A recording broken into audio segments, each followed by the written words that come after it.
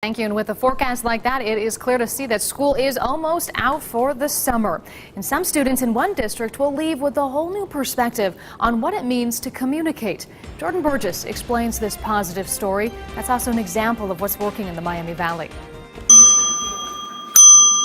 When the bell rings in this classroom, it means it's time to pay attention, because in here the students know better than to talk back.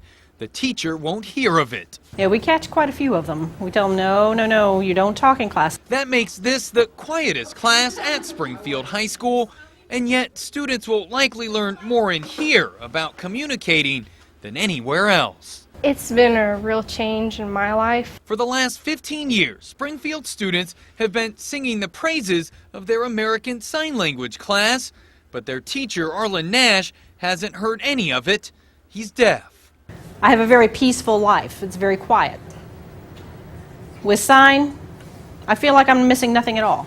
Mr. Nash lost his hearing when he was 5 years old because of an illness. When I became deaf, I started to use my eyes more, and it became less about hearing. Now he's trying to open the eyes of his students. But that's part of the purpose of this, is to be a bridge between the deaf and the hearing.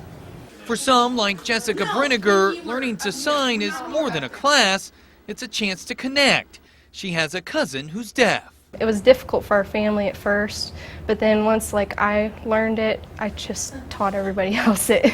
Two interpreters help with the class. Mr. Nash has a creative way of teaching sign language, using things like these stuffed animals. Anything to help students speak with their hands. Many think it's just going to be a very easy class, very easy language to learn, but it's not always easy. But students who stick with it seem to love it. I see many of my students, they come up to me and they say, "Oh, I'm so happy I learned this language."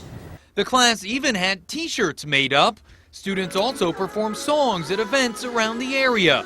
It gives them a chance to be heard, even when they're not.